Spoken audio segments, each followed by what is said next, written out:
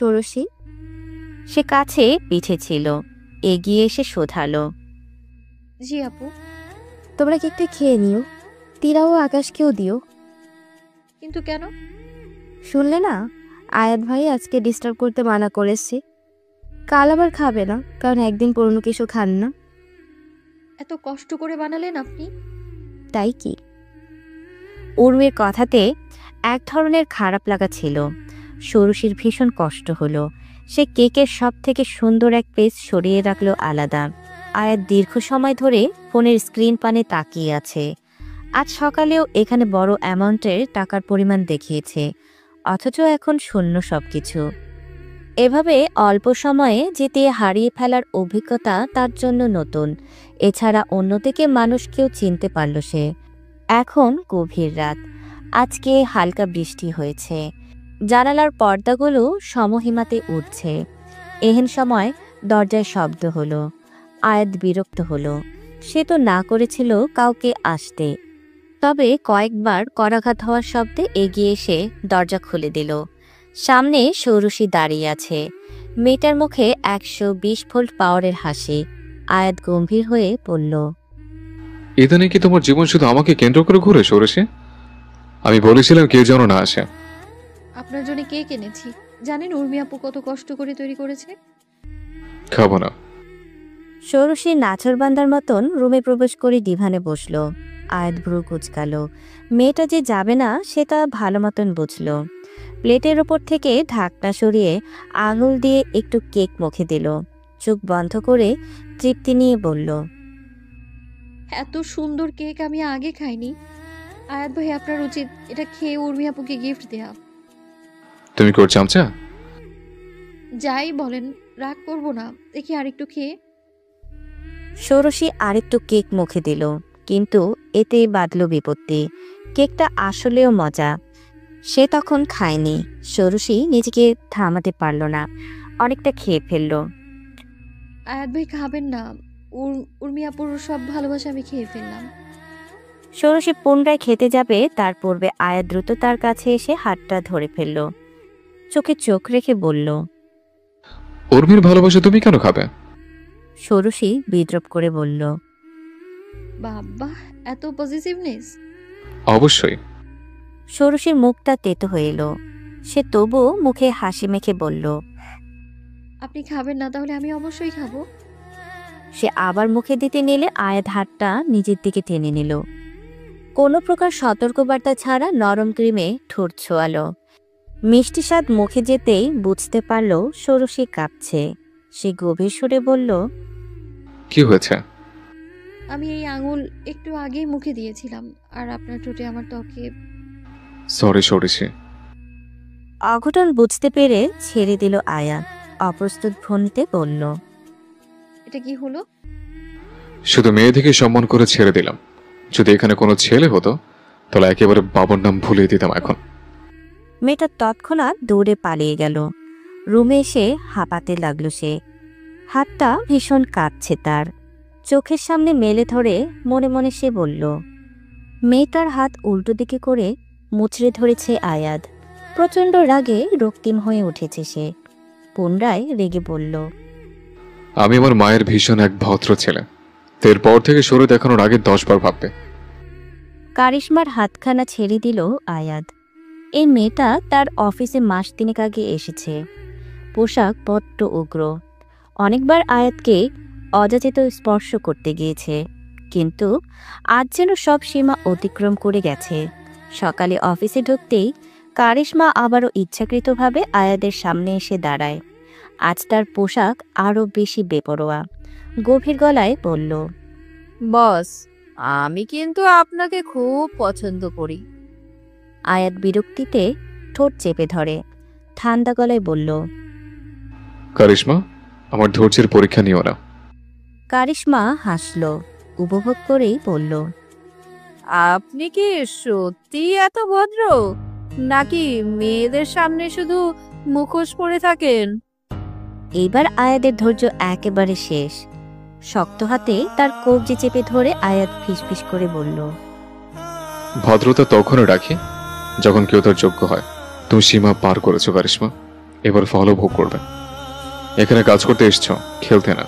তোমার যদি অফিসের নিয়ম বোঝার সময় না থাকে তাহলে বেরিয়ে যাও।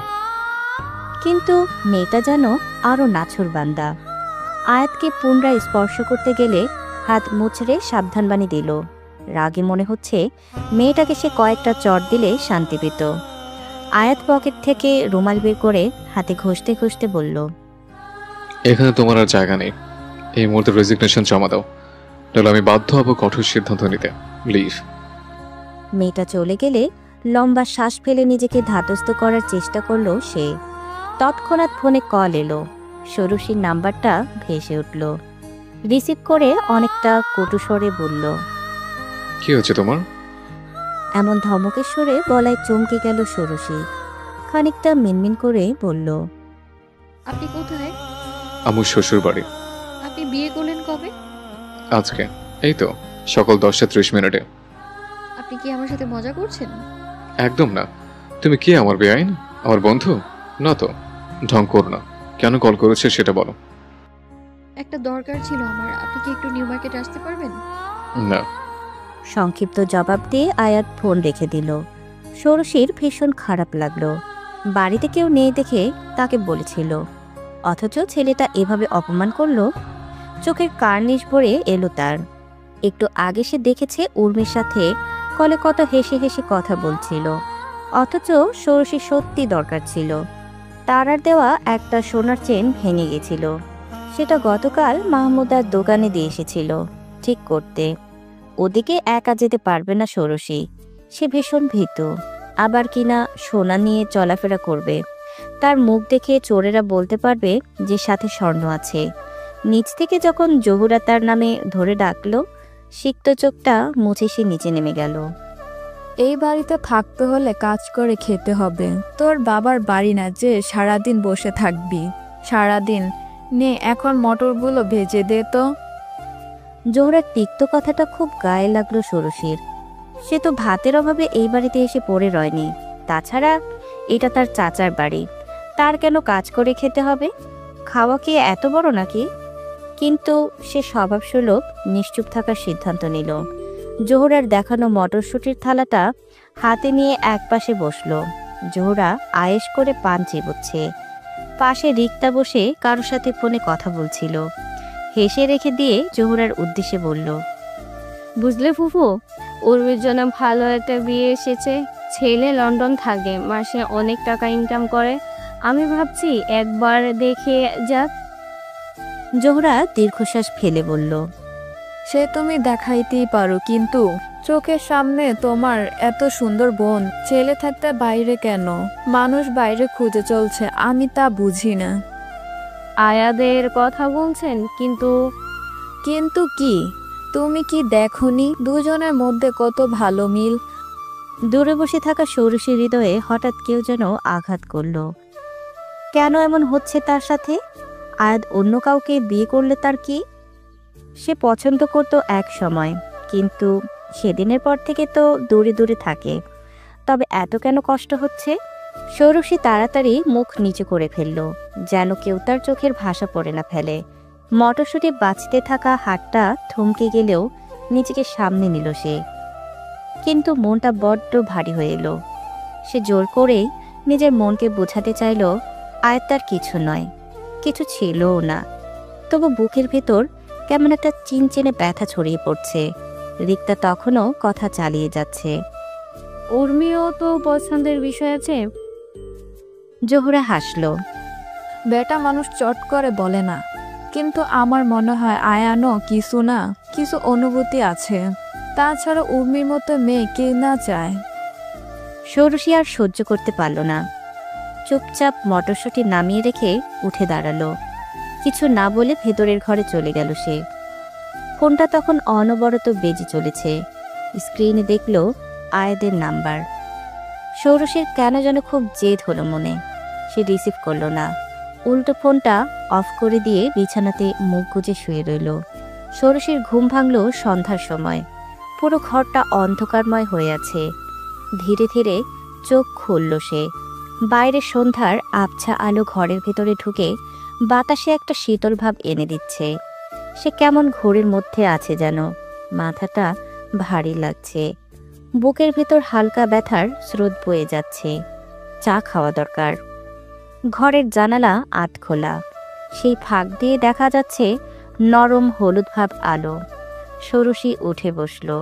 হঠাৎ তার চোখে আটকে গেল দরজার কাছে।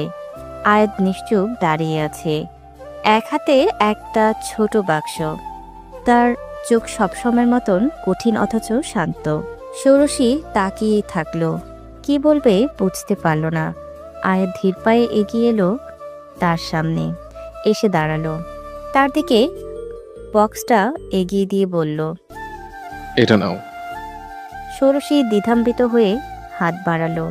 খুলতেই চকচকে সোনার চেনটা বেরিয়ে এলো, তারার দেওয়া সেই চেন। আপনি কিভাবে?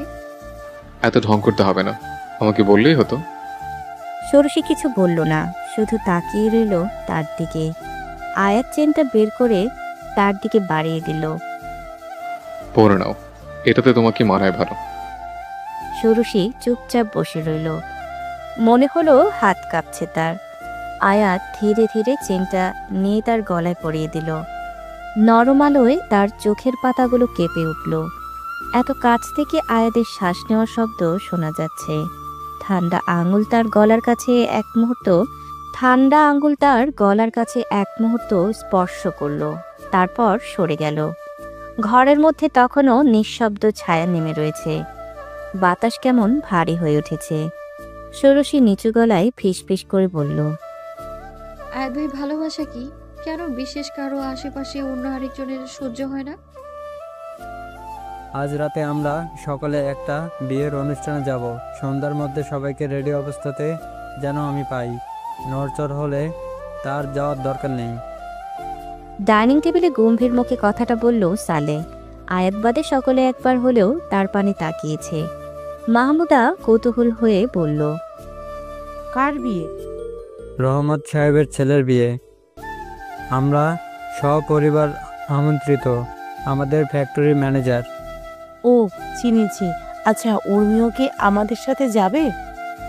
সালে ঠান্ডা সুরে বলল, কেন যাবে না? অবশ্যই যাবে, এমনকি ষোড়শীও যাবে। কিরে সরিষা, ভালো ড্রেস আছে তো? ষোড়শীকে তার চাচারা অনেক বেশি আদর করে, বিশেষ করে সালে। একে তো সে সবার বড় এবং ভীষণ হাসি ঠাট্টা করা লোক। ভাতিজির নাম ষোড়শী রাখার ক্ষেত্রে ঘোর আপত্তি ছিল। তার ভাষ্যমতে সরিষা শোনায়, কিন্তু হামিদের নামটা ভীষণ পছন্দ হওয়ায় সে রাখে। সেই থেকে সালে তাকে সরিষা বলে ডাকে। হ্যাঁ চাচু, আছে ড্রেস। মাঝখান থেকে তীরা লাফিয়ে উঠে বলল, আমরা তিনজন শাড়ি পরে যাই। আমার কাছে শাড়ি আছে, সুন্দর দেখাবে। উর্মি আপু পরবে। উর্মি হেসে মাথা দুলালেও মাহমুদা থমকে বলল, তোদের আত্মীয়ের বিয়ে যে শাড়ি পরে যাবি, ভদ্রমতো ড্রেস পরে নিবি। প্লিজ আম্মু। যদি কোনো কেলেঙ্কারি হয়?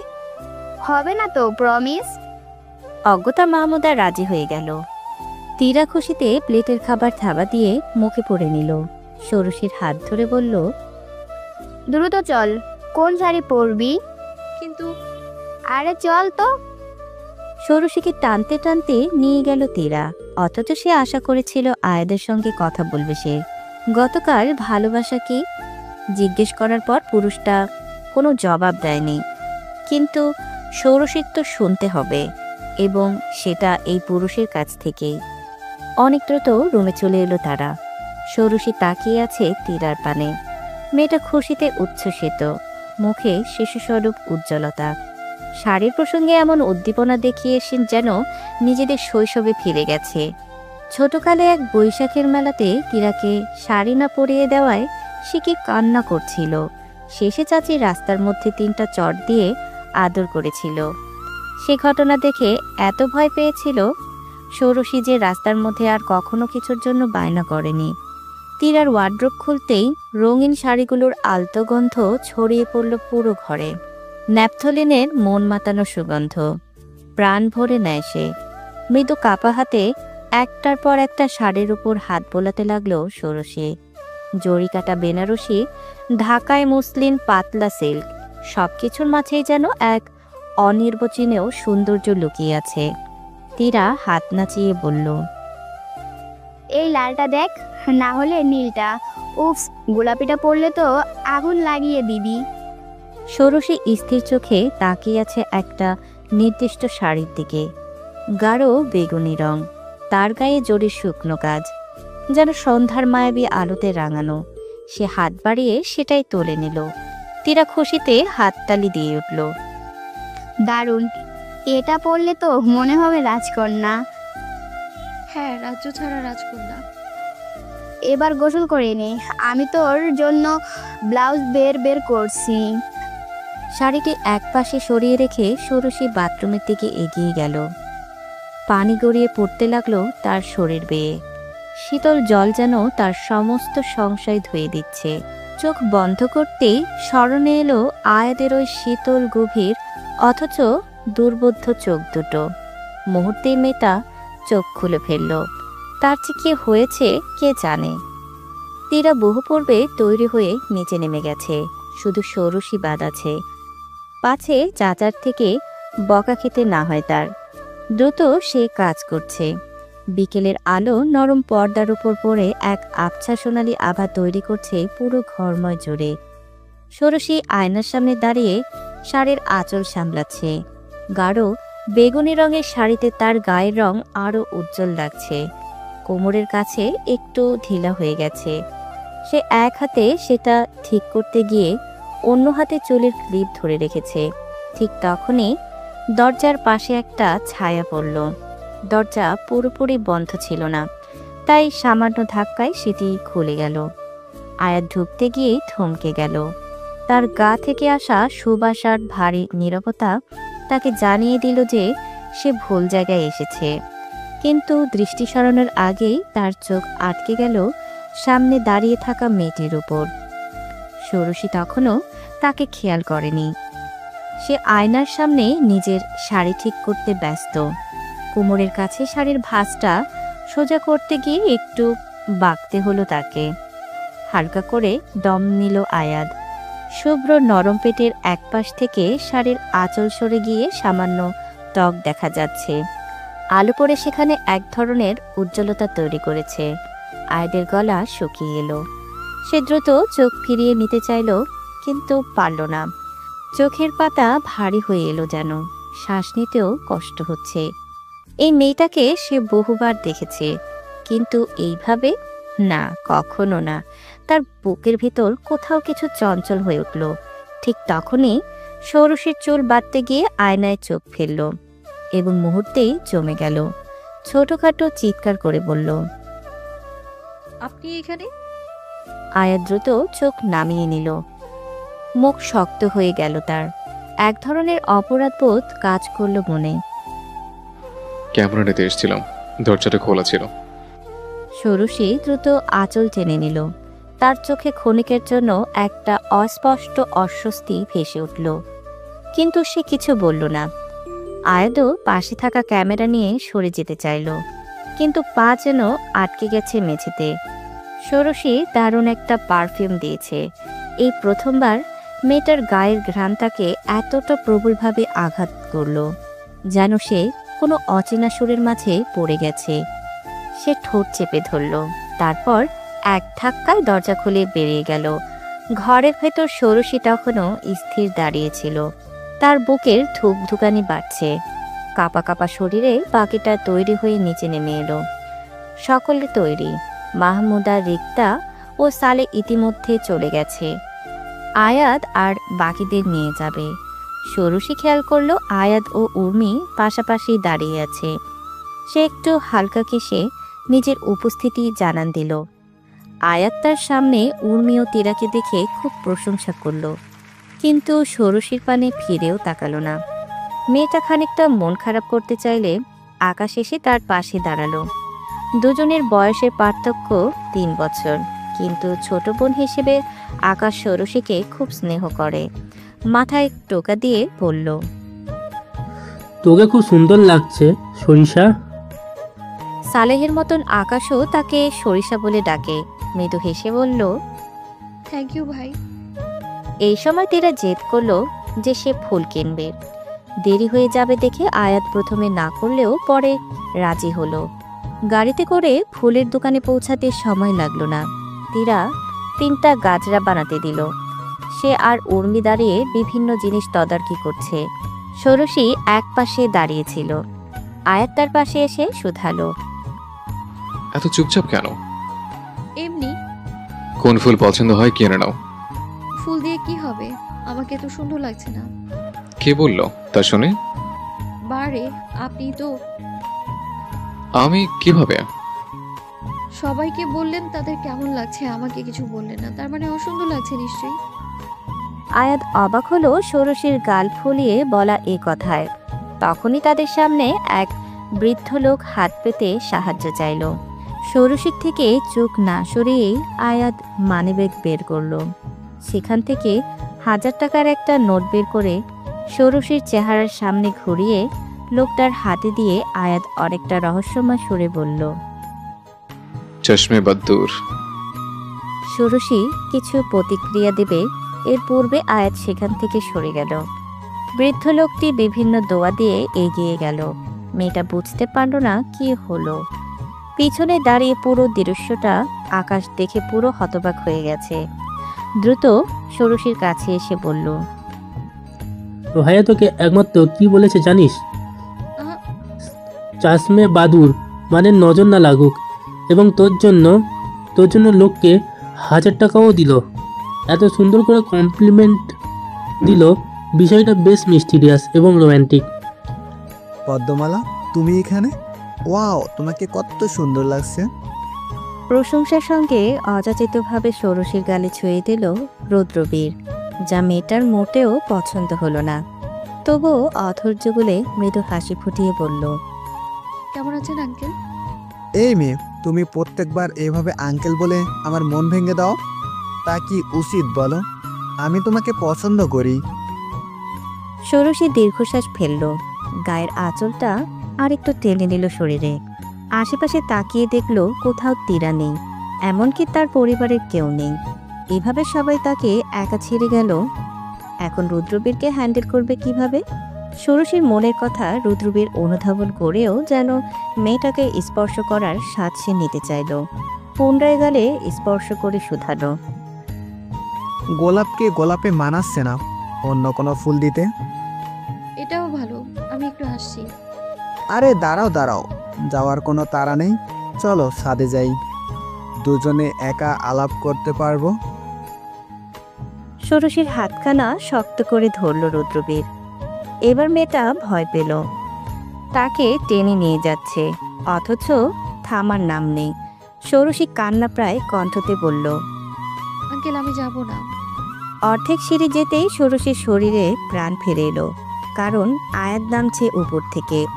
তাদের দুজনকে এভাবে দেখে ভ্রুজোড়া কুচকালো। দ্রুত নেমে এসে মেয়েটার অন্য হাতখানা টেনে দ্রুত নিজের কাছে টেনে শুধালো, তুমি এখানে কেন? আর তোমার ফোন কোথায়? এত বেয়াদব হচ্ছে কেন? পিচ্ছে মেয়ে এভাবে ঘুরছে, যদি হারিয়েছ? রুদ্রবীর অবাক হলো আয়াদের অধিকারবোধ দেখে। হাতটা ছেড়ে দিল। ঠোঁটে রহস্যময় হাসি তুলে বলল, তুমি এভাবে কেন বকছো ওকে আয়াত? তুমি কিন্তু ওর লিগ্যাল গার্ডিয়ান নও।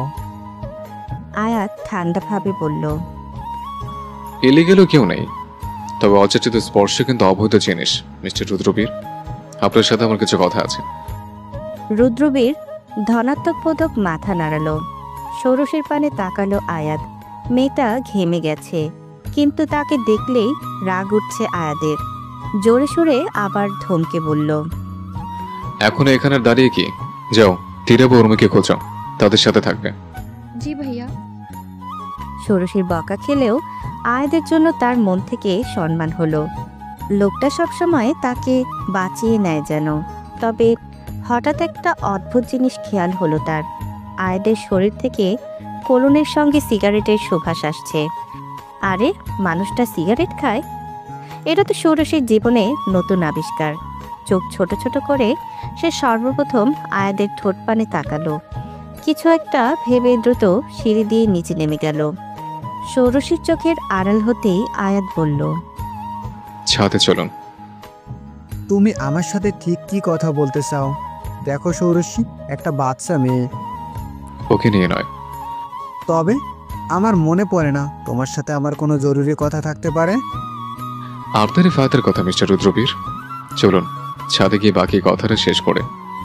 আয়াদের জন্য ষোড়শীর মনে একরাশ ভালো লাগা তৈরি হয়েছে যেন। কারো কারো জীবনে থাকে না একজন রক্ষাকর্তা, ঠিক তেমন যেন পুরুষটি হয়ে ওঠে। আর একজন ছিল তারা মা। আর যদি সে থাকতো তবে ষোড়শী এখানে থাকতো না। আলো ঝলমলে পরিবেশে তাকিয়ে এসব কথা ভাবছিল ষোড়শী। সামনে তাকাতে অদূর স্টেজে বসা বউটিকে দেখতে পেল। ভারী সাজে মেয়েটাকে অদ্ভুত লাগছে। ষোড়শী যখন বিয়ে করবে তখন স্বল্প সাজবে বলে ঠিক করলো। এই ষোড়শী, আয়াত ভাইকে দেখেছো? ওর ফোনটা আমার কাছে, কতক্ষণ ধরে বেজে চলেছে। উর্মির হাতে আয়াদের ফোন দেখে মনটা পুনরায় খারাপ হয়ে গেল ষোড়শীর। সে জানে আয়াত নিজের জিনিস নিয়ে যথেষ্ট পজিটিভ, কাউকে ফোন ধরতে দেয় না, অথচ উর্মির হাতে দিয়ে রেখেছে। খেয়াল করে সে দেখল এখানে লকটাও দেওয়া নেই। আপু শেষবার দেখলাম ছাদে গিয়েছে। না, তারপর আমার সাথেই ছিল, এখন কোথাও দেখছি না। আর তুমি আবার একা দাঁড়িয়ে আছো কেন? আয়াত ভাই নিষেধ করেছিল। আপনি কিভাবে জানেন? উনি আমাকে সব কিছু জানান। উনি? ও। ষোড়শীর মুখটা একদম শুকিয়ে গেল। উর্মির কথার মাঝে যেন অদ্ভুত এক দাবির গন্ধ পেল সে। আয়াত তার সঙ্গে সব কিছু শেয়ার করে। কেন? কি এমন সম্পর্ক তাদের? সে চোখ নামিয়ে নিল, কিন্তু বুকের ভেতর অস্থিরতা কিলবিল করে উঠছে বারংবার। তার কণ্ঠে স্বাভাবিক ভাব আনতে চেয়েও পারল না, তবুও বলল, ভালো কথা, আশেপাশে আছে বোধহয়। উর্মি হেসে বলল, আমার মনে হয় গাড়িতে আসি, একটু আগে বলছিল মাথা ধরেছে। শোনো, যাও না, ওকে দেখে আসো। আমি এখনো খাইনি, খেতে বসবো। ষোড়শী ঋণাত্মক মাথা নাড়ল। না, ওনাকে বিরক্ত করতে চাই না, পরে না হয়। আরে বিরক্ত কিসের? দরকারি কল হতে পারে, যাও। উর্মির কথায় দ্বিধায় পড়ে গেল ষোড়শী, তবে ক্ষণ মুহূর্ত পরে সে মাথা ঝাঁকালো। এত ভাবার কি আছে, ফোন দিয়ে এসে পড়বে। একটু ইতস্তত করে নিচে নেমে গেল। দূরে আয়াদের গাড়িটা দেখা যাচ্ছে। তার বুকের ভেতর ধক ধক করছে, কিন্তু কিসের ভয়? সামনে গিয়ে দেখল গাড়ির দরজাটা আধ খোলা। আয়াত ভেতরে বসে আছে, এক হাত জানালার বাইরে ঝুলছে, চোখ বোঝা, ঠোঁটের কোণে ক্লান্তির ছাপ। ষোড়শী ধীরে ধীরে কাছে গিয়ে ফিসফিস করে ডাকলো, ভাইয়া। কোনো সাড়া নেই। সে সাহস করে আর একটু কাছে এগিয়ে গেল। আয়াদের শরীর থেকে এখনো সিগারেটের হালকা গন্ধ আসছে। তার ঠোঁটের কিনারায় কিছু লেগে আছে, লিপস্টিক। ষোড়শীর নিঃশ্বাস বন্ধ হয়ে এলো। সে হাত দিয়ে নিজের মুখ চেপে ধরল চিৎকার দমন করার জন্য। কেন জানে বুকের মধ্যে মোচড় দিয়ে উঠল।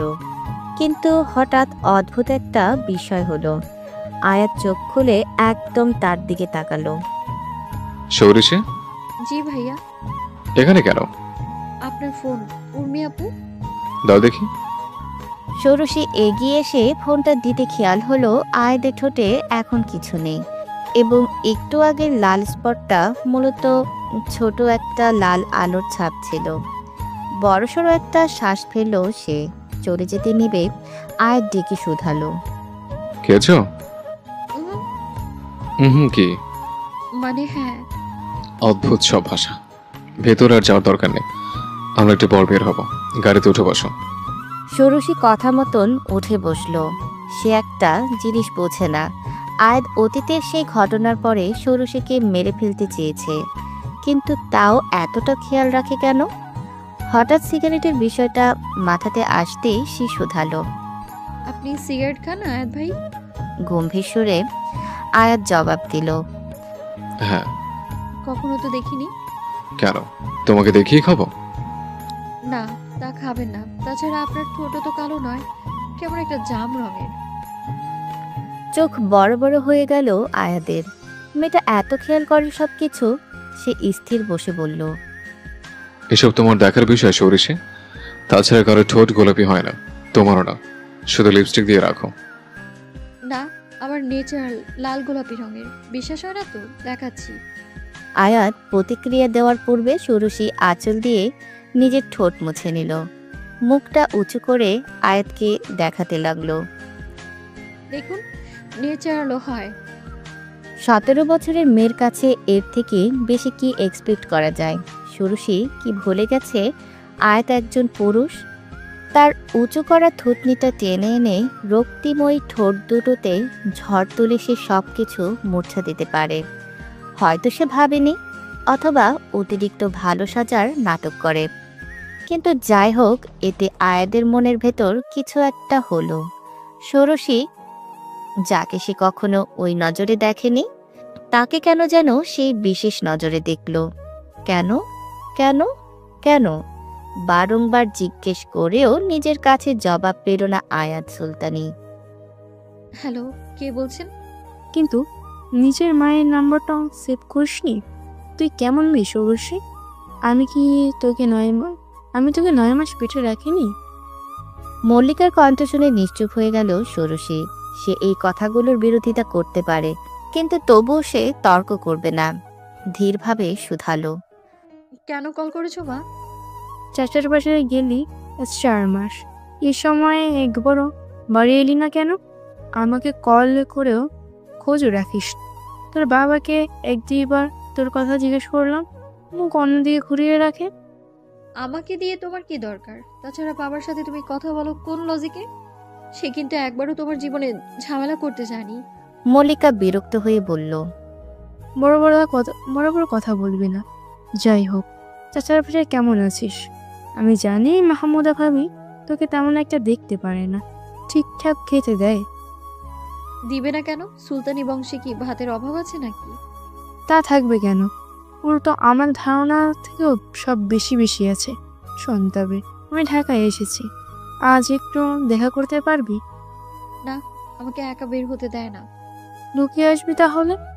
না, আয়াত ভাই জানলে বকবে। কেউ জানবে না মারে, আমি অনেক অসুস্থ, একটু দেখা কর। কথাগুলো বলে মল্লিকা কান্নাতে ভেঙে পড়ল। মহিলাটি যতই খারাপ হোক, মা তো। ষোড়শীর ভীষণ মন খারাপ হলো। সে একটুতে গলে যাওয়া মানুষ, এখনো সেটার ব্যতিক্রম হলো না। ষোড়শী দীর্ঘশ্বাস ফেলল। তার মা কাঁদছে, আর সে কি নিষ্ঠুরের মতো মুখ ফিরিয়ে নিতে পারে? নরম গলায় জিজ্ঞেস করল সে। কোথায় আছো তুমি? ও পাশ থেকে সঙ্গে সঙ্গে উত্তর এলো। এখানে গুলশানে আত্মীয়ের বাসায়। ষোড়শী একটু ভাবল। রাতে আধা ঘন্টার জন্য বের হলে কেউ জানতে পারবে না। আস্তে করে বলল, ঠিক আছে, আমি চেষ্টা করব। সত্যি? কখন আসবি? রাতের দিকে দেখব, সবাই ঘুমিয়ে পড়লে বের হওয়ার চেষ্টা করব। বাহ, আর আমি এখন আমাকে ভালোবাসি। ঠিক আছে মা, আমি অপেক্ষা করব, বাহিরে গাড়ি দাঁড়িয়ে থাকবে। ষোড়শী ফোন কেটে দিল, কিন্তু বুকের ভেতর এক অজানা শঙ্কা কাজ করছে। আয়াত যদি জানতে পারে খুব রেগে যাবেন। কিন্তু মায়ের কান্না কি উপেক্ষা করা যায়? সে ঘরের জানালা দিয়ে বাইরে তাকালো।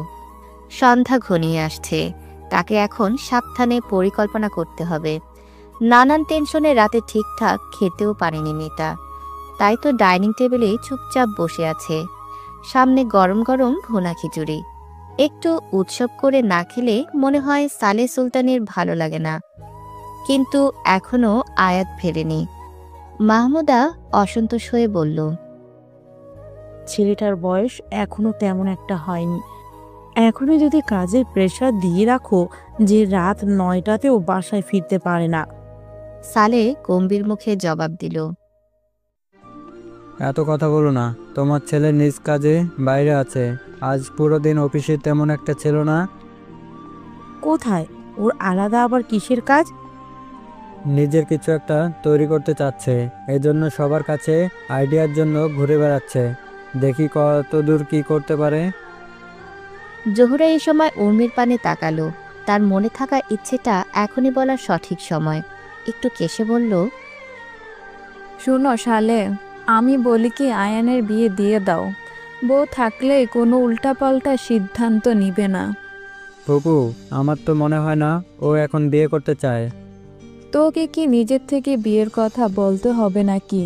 তুই একটা সিদ্ধান্ত নে। আমি ভালো মেয়ের সন্ধান দিতে পারি। এসব নিয়ে পরে আলাপ হবে, এটা সঠিক সময় ও জায়গা না। জোহরা চুপ করে গেল।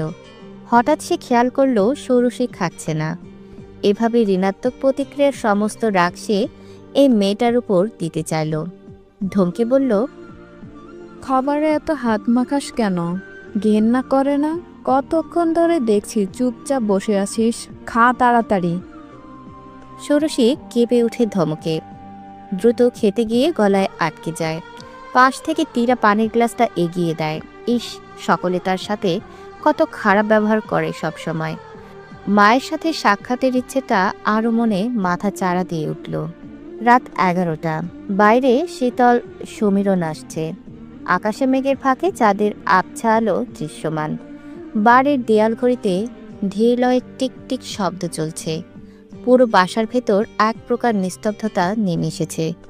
সেই নিস্তব্ধতা ভেঙে দরজার লকের টোকা পড়ল। গাড়ির একটানা গর্জনের পর প্রবেশদ্বারের ভারী কাঠের দরজা খুলে গেল। আয়াত ফিরেছে। তার চেহারায় স্পষ্ট চিন্তার ছাপ। সারাদিনের গাম্ভীর্য যেন আরও কঠিন রূপ নিয়েছে। আজ সারাদিন নানা মানুষের সঙ্গে কথা বলেছে, বিভিন্ন আইডিয়া খুঁজে বেরিয়েছে, নিজের ভবিষ্যতের জন্য একটা শক্ত ভিত্তি তৈরি করতে চেয়েছে। কিন্তু সত্যি কি সব এত সহজ? চিন্তার ভারে ক্লান্ত হয়ে সে সোজা রান্নাঘরে চলে এলো। রাতের এই সময়টা তার অভ্যাস হয়ে গেছে কিছু জিনিসে। সাঁতার, 1 কাপ গরম কফি, নীরবতা আর নিজের ভাবনাগুলোর সঙ্গে একাকিত্বের কিছু মুহূর্ত। কিন্তু আজ আর সাঁতার কাটা হবে না। কফির কেটলিটা চুলায় বসিয়ে মগ দিতে গিয়ে হঠাৎ থমকে গেল সে। রান্নাঘরের পাশের করিডোরের দরজা অল্প ফাঁক হয়ে আছে এবং সেখানে ছায়ার মতো একটা মূর্তি ধীরে ধীরে পেরিয়ে যাচ্ছে। ষোড়শী রাতের পোশাকের উপর একটা পাতলা শাল জড়িয়ে নিয়েছে। সে যেন নিঃশব্দে হারিয়ে যেতে চায় অন্ধকারের ভেতর। কিন্তু আয়াদের চোখ ফাঁকি দেওয়া সহজ নয়। কফির কথা ভুলে গিয়ে সে দ্রুত সামনে গিয়ে দরজা আটকালো। কোথায় যাচ্ছ? ষোড়শী চমকে উঠল। আয়াদের গলার স্বর নিচু, ভেতরটা যেন কোনো ক্রোধে দপদপ করছে। আমি আমি সোজে সোজে বলো, কোথায় যাও? আয়াদের চোখের শীতলতা তার কণ্ঠের কঠোরতার চেয়েও বেশি কাঁপিয়ে দিল ষোড়শীকে। সে বোকার মতো তাকিয়ে রইল কিছুক্ষণ, তারপর ফিসফিস করে বলল, মায়ের সাথে দেখা করতে যাচ্ছি। আয়াত প্রথমে স্থির হয়ে রইল, তারপর তার ভ্রু কুঁচকে উঠল। এই রাত বেরোতে লুকিয়ে? ষোড়শী কোনো উত্তর দিল না। মা ফোন করেছিল, খুব অসুস্থ, কাঁদছিল। আয়াত কিছু সময় অবিশ্বাস্য চোখে ষোড়শীর পানে তাকিয়ে রইল। এত কিছুর পরেও রাত করে মল্লিকা নামক নারীটির সাথে দেখা করতে যাচ্ছে। সে আর নিজের রাগ সংবরণ করতে পারল না। এগিয়ে এসে ঠাস করে ষোড়শীর গালে চপেটাঘাত করে বলল, সাহস খুব বেড়েছে তোমার। কিছু বলে না দেখে যা তা কাজ করবে? ভাগ্যিস আমি এখানে ছিলাম। ষোড়শী হতভম্ব হয়ে গেল। গালের এক পাশ জ্বলে উঠছে, কান পর্যন্ত লাল হয়ে গেছে, চোখ বড় হয়ে গেল তার। ধক করে যেন কিছু একটা ভেঙে পড়ল ভিতরে। সে চুপচাপ দাঁড়িয়ে রইল। সামনের ফোঁটায় ফোঁটায় কান্না পড়ছে গাল বেয়ে। বুকের ভেতর দমচাপা এক শূন্যতা ছড়িয়ে পড়েছে দ্রুত। আয়াদর দিকে তাকিয়ে কাঁপা কাঁপা গলায় বলল, তুমি যদি মাঝরাতে এভাবে বের হতে, কি হতে পারত? শহরটা নিরাপদ না। তোমার মা যদি তোমাকে ভালোবাসতো, সে কখনো এমন কিছু করতে বলতো না। তাছাড়া আমরা কয়েকজন জানি ওই মহিলা কতটা ডেঞ্জারাস। ষোড়শী গালে হাত দিয়ে মাথা নিচু করে রইল। আয়াদের শ্বাস ভারী হয়ে আসছে। রাগের আগুনে পড়লেও ভেতরে কোথাও এক ধরনের অপরাধবোধ উকি দিল। ওর নিজের হাতের ছাপ লাল হয়ে ফুটে উঠেছে ষোড়শীর গালে। মেয়েটার চেহারাটা কেমন যেন অসাড় হয়ে গেছে। আয়াত ভাই, সরি। আয়াত কপালে হাত রাখল, নিজের ধৈর্য ধরে রাখার চেষ্টা করছে। তারপর একরকম হাল ছেড়ে দিয়ে বলল, চলো বরফ লাগিয়ে দিই গালে। ষোড়শী তাকালো তার দিকে। নির্ঘাত সে শুনতে ভুল করেছে। চলো বলছি। আয়াত ধীর গলায় বলল। মেয়েটার কোনোই ধরে টেনে নিয়ে গেল রান্নাঘরে। ফ্রিজ খুলে একটা ছোট বরফের ব্যাগ বের করলো। একগাল অভিমানী চোখে ষোড়শীর দিকে তাকিয়ে বলল, বসো। এভাবে পালিয়ে যাওয়ার কথা মাথায় আনলে পরের বার আরো জোরে দেব। ষোড়শী এবার আর নিজেকে সামলাতে পারল না। ওর চোখ ছলছল করে উঠল, গাল বেয়ে জল গড়িয়ে পড়ল। আয়াত একটু বিরক্ত হয়ে বলল, আবার কান্না শুরু করলে কিন্তু সত্যি সত্যি দরজা লক করে ঘরে ঢুকিয়ে রাখবো। কিন্তু হাতটা সরালো না। বরফটা ধীরে ধীরে ডলতে থাকলো। তার স্পর্শে আর ষোড়শীর চোখের পানিতে বোধ হয় কিছু একটা ছিল, মেয়েটাকে কাঁপিয়ে দিচ্ছে বারংবার। হঠাৎ বাইরে মেঘ গর্জে উঠল। ষোড়শী চমকে তাকালো জানালার দিকে। একটু আগেও আকাশ পরিষ্কার ছিল, এখন কালো মেঘে ঢেকে গেছে সব। প্রবল বাতাস জানালার কাছে ধাক্কা দিচ্ছে, পর্দা উড়ে উড়ে উঠছে। বাজ পড়ল দূরে কোথাও। একটা তীব্র বিদ্যুৎ চমক পুরো ঘর আলোকিত করে দিল এক মুহূর্তের জন্য। এরপর সব নিমেষেই অন্ধকারে তলিয়ে গেল। বিদ্যুৎ চলে গেছে, পুরো বাড়িটা নিস্তব্ধ। শুধু বাইরে ঝড়ো হাওয়ার শোষ শব্দ আর দমকা বৃষ্টির আওয়াজ। কেমন একটা গা ছমছমে অনুভূতি হতে লাগলো তার। আয়াত ভাই, গলা কাঁপছিল তার। সে এমন শব্দে ভয় পায় ইদানিং। পরক্ষণে আবার এক বিকট বাজ পড়ল। কেঁপে উঠে সে আয়াতকে শক্ত করে আঁকড়ে ধরল। ষোড়শী? আয়াত প্রথমে অবাক হয়ে গেলেও অনুভব করলো মেয়েটার শরীর থরথর করে কাঁপছে। সে আস্তে করে ওর মাথার কাছে মুখ নামিয়ে বলল, ভয় পেয়েছ? ষোড়শী কিছু বলল না, শুধু শক্ত করে ওর শার্টের হাতা চেপে ধরল। বাইরে এখন ঝড় চলছে, শাখা পাতার খসখস শব্দ, আর মাঝে মাঝেই বিদ্যুৎ চমকের ঝলকানি। অন্ধকারের মধ্যে আয়াত বুঝতে পারল মেয়েটা আতঙ্কে দম আটকে আসার মতো অবস্থা নিয়ে বসে আছে। সে একটা গভীর শ্বাস নিল, তারপর নিজের উষ্ণ হাত রাখলো ষোড়শীর পিঠে। আমি আছি, ভয় নেই। ক্ষণপূর্বে শাসন করে এখন এতটা আদর যত্নতে ষোড়শী অবাক হলো। আয়াত ছোটবেলা থেকেই এমন। হঠাৎ মনে হলো এই পুরুষটা কি বিয়ের পর বদলে যাবে? তখন যদি তার বউ ষোড়শীর কাছে ঘেঁষতে না দেয়, তবে মেয়েটা বাঁচবে কিভাবে? এই অন্ধকারময় পরিবেশে হঠাৎ মেয়েটার মন একেবারে দুর্বল হয়ে গেল।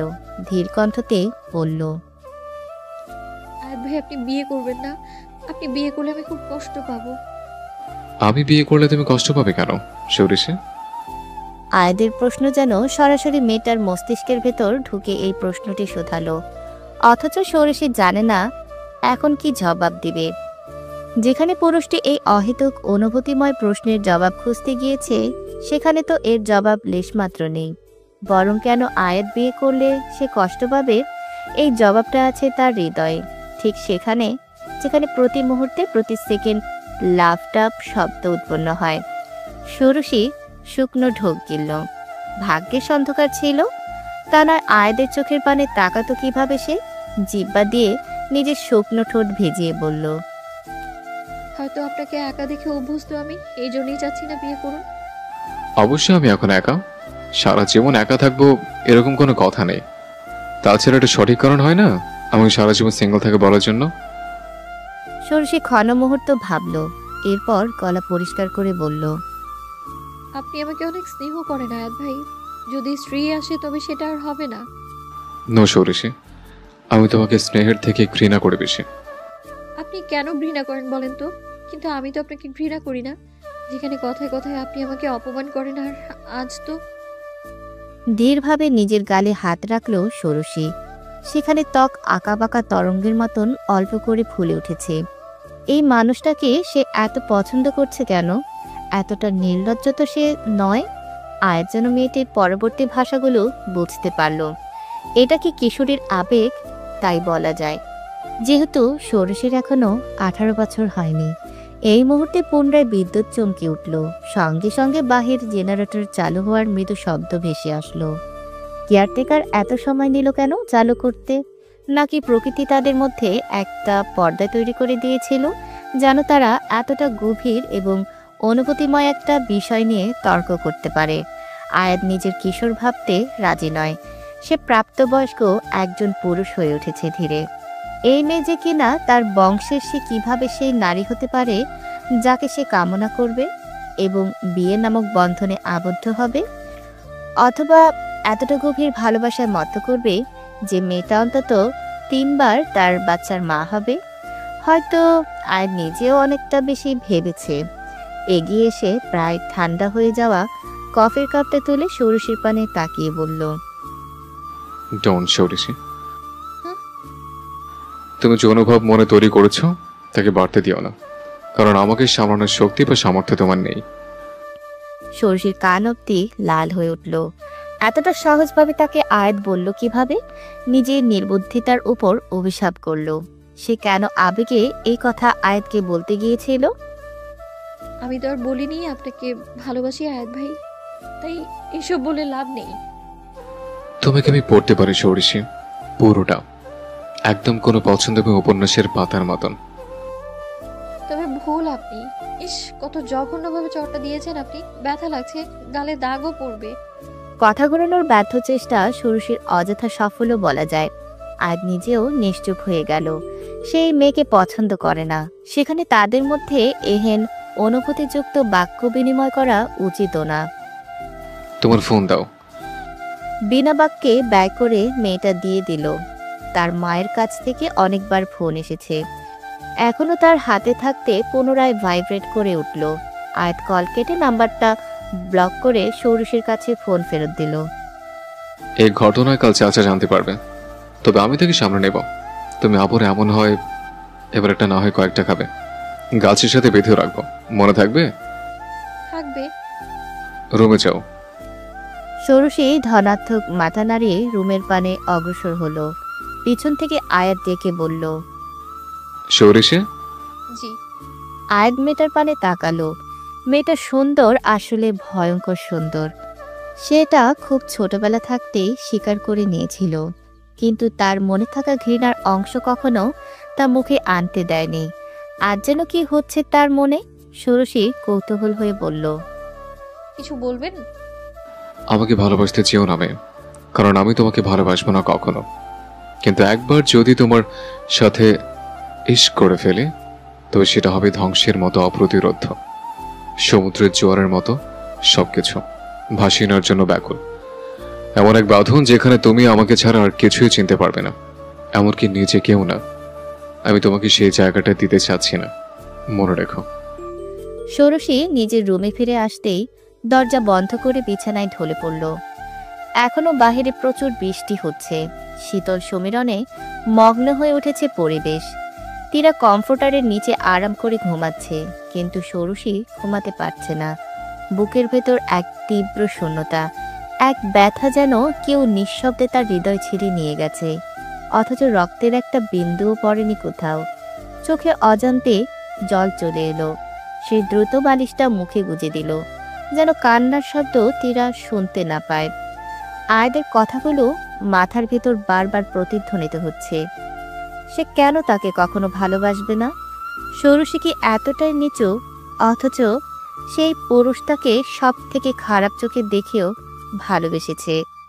সে অবশ্য জানতো যে তার অনুভূতিগুলো ভুল জায়গায় জন্ম নিচ্ছে, কিন্তু আয়াদের নিষ্ঠুর অথচ বিধ্বংসী ভাষাগুলো কেন এত গভীরভাবে তাকে ছুঁয়ে গেল?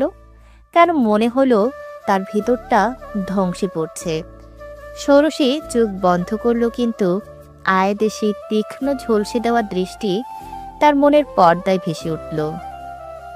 আমি আপনাকে ভুলে যেতে চাই আয়াত ভাই, আপনি আমায় অপমান করেছেন।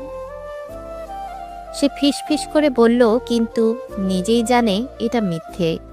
আয়াতকে ভুলে যাওয়ার ইচ্ছে থাকলে এতটা কষ্ট হতো না। তার কাঁধ কেঁপে উঠল, কান্না আরো প্রবল হয়ে এলো। বুকের মধ্যে একটা যন্ত্রণার ঢেউ আছড়ে পড়লে যেন কেউ তাকে বন্দি করে রেখেছে, এমন এক অনুভূতির মাঝে যেখানে থেকে মুক্তি নেই। তবুও সে প্রতিজ্ঞা করল নিজের সাথে, আমি আপনাকে ভালোবাসবো না আয়াত ভাই, কখনোই না। পরবর্তী সময়গুলো অনেকটা দ্রুত চলে যাচ্ছে। এক সকালে আয়াত খেয়াল করলো ষোড়শী বদলে গেছে। অন্তত আয়াত তাই মনে করেছে। এখন আগের মতো আর ঝগড়া করে না, তর্কে জড়ায় না, এমনকি সরাসরি চোখেও তাকায় না। যদি কখনো মুখোমুখি হয় তখনও সে নীরব থাকে, একজন শালীন ভদ্র মেয়ের মতো। তার ব্যবহার এতটাই মসৃণ হয়ে উঠেছে যে মনে হয় সে যেন আয়াদের অস্তিত্ব স্বীকার করতে চায় না। বাড়ির অন্যান্য সবার সঙ্গে হাসে, কথা বলে, এমনকি মাঝে মাঝে নীরবে বসে বই পড়ে, কিন্তু সে আর আয়াদের সামনে পড়ে না। রাতের খাবারের টেবিলে সে আয়াদের পাশে বসা থেকে এড়িয়ে চলে। সে দূর থেকে এসে খেয়ে নেয় কিংবা অপেক্ষা করে যতক্ষণ না আয়াদ উঠে যায়। পুরো বিষয়টা মাথায় আসতেই পুরুষটি মৃদু শব্দ করে হেসে উঠল। একটা সুন্দর বিড়াল ছানা যেন মেয়েটা, যাকে অল্প বকে দেওয়ায় এত গভীর অভিমান করেছে। আয়াদ অবশ্য তাকে বিরক্ত করার লোভ সামলাতে পারল না। সোফা থেকে উঠে দরজার সামনে দাঁড়ালো সে। দৈবাত কিনা তখনই ষোড়শী তার রুমের সামনে দিয়ে যাচ্ছিল। চোখে পড়ে যাওয়ার পরও সে দেখেও দেখেনি এমন ভঙ্গি করে পাশ কাটিয়ে গেল। দাঁড়াও। আয়াত ডেকে উঠল। ষোড়শী থমকে দাঁড়ালো, কিন্তু পেছনে ফিরল না। তবে এভাবে দাঁড়ানো যায় না। মুখে অসম্ভব রকমের নির্বিকার ভাব নিয়ে মেয়েটার সামনে এসে শোধালো, জি? তুমি কি আমায় এড়িয়ে চলছ? ষোড়শী ধীর স্বরে বলল, না, কেন বলছেন এমন? তো আগের মতো ঝগড়া করো না কেন? প্রশ্ন করো না আমার দিকে, তাকাও না আমার দিকে কেন? আমি এখন আর ছোট নেই আয়াত ভাই, ভালো মেয়ের মতো আচরণ করা শিখেছি আমি।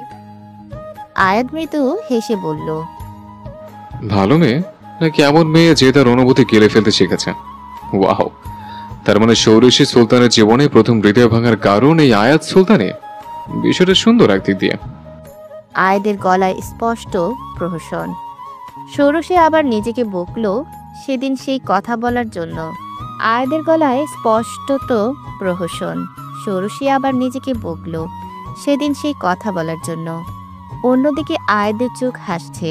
সে অনেকটা আফসোসের সুরে বলল, থাক, কষ্ট পেও না। আমি এখন অফিস যাচ্ছি। রাতে ফেরার পর ছাদে এসো, দুজনে একসাথে সিগারেট ফুঁকবো। তুমি কত ভাগ্যবান আর আমি কত দয়ালু, তোমাকে মুভ অন করতে সাহায্য করছে। খাবো তো সিগারেট? ষোড়শীর শরীর কেঁপে উঠল। এত অপমান! তার ছোট্ট শরীর এত অপমান মেনে নেবে কিভাবে? সে কান্নারত ভঙ্গিতে বলল, আই হেট ইউ। আয়াদ এগিয়ে এলো। পুরুষটির বৃহৎকার দেহের ছায়া ষোড়শীকে গ্রহণের মতন গ্রাস করে নিল।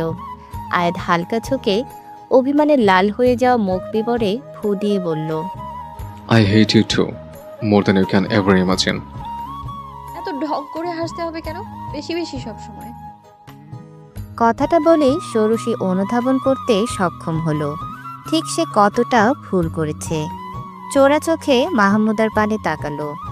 বড্ড ঠান্ডা চোখে ভদ্র মহিলা তাকে দেখছে। এ যেন ষোড়শীর ওপর ভূমিকম্প নিয়ে আসার পূর্বে নীরবতা। মেয়েটা হালকা হেসে বলল, আসলে চাচি।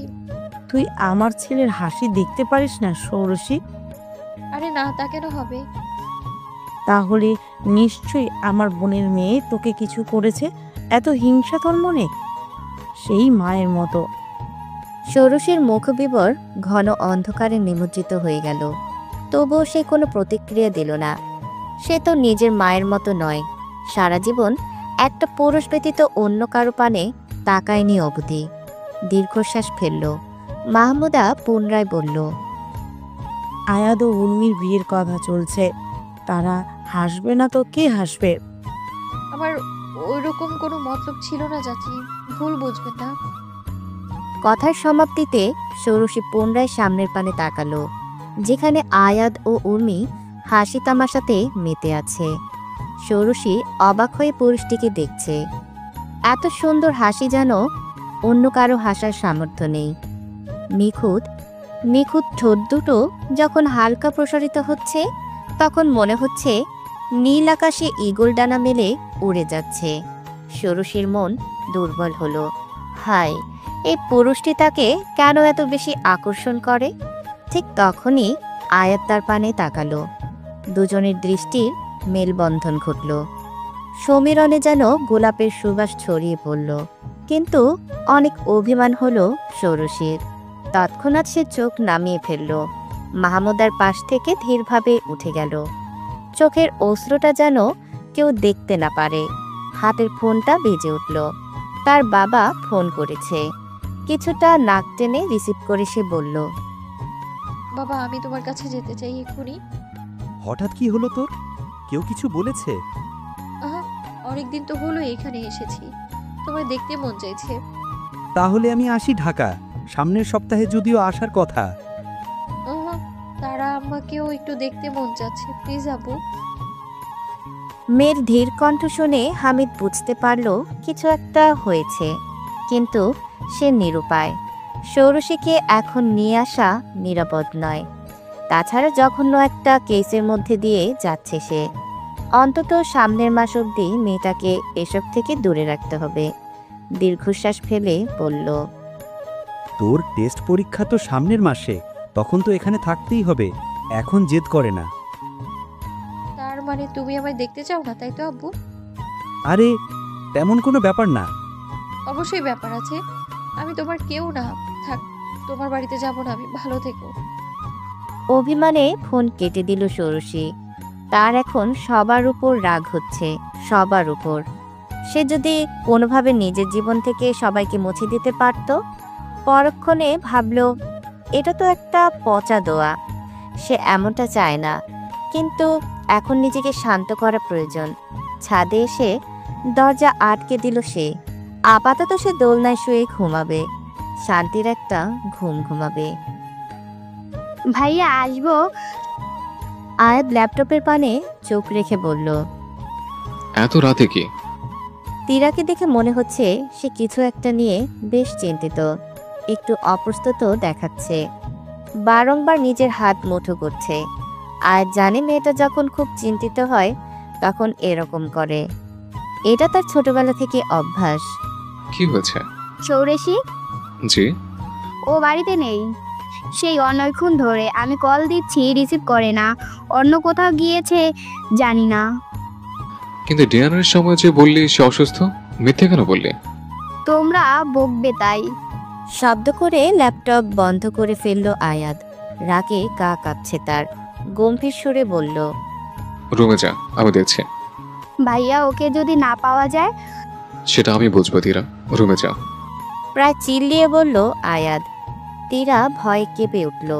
শুকনো ঢোক গিলে নিজের রুমে চলে গেল। আয়াত লম্বা শ্বাস ফেলল। সামনে থাকা পানি গ্লাসটা তুলে ঢোক ঢোক করে পানি পান করল। এখন এত রাতে সে ষোড়শীকে কোথায় খুঁজবে? যদি রৌদ্রবীরের কাছে যায়? ফোনটা নিয়ে দ্রুত সে মল্লিকার নাম্বারে ডায়াল করল। রিসিভ হতে ওপাশ থেকে উচ্চস্বরে কথা বলতে লাগলো সে। পাশে বাচ্চাটাকে যদিও আয়াদের কান ব্যথা করছে। ষোড়শী কোথায়? কি বলতেছে? ষোড়শী কোথায়? ও আয়াত, আমি কিভাবে জানি ষোড়শী কোথায়? আমি কি ওকে আটকে রেখেছি? কেন, কি হয়েছে? আয়াদের কোনো ব্যাখ্যাতে গেল না, ফোন রেখে দিল।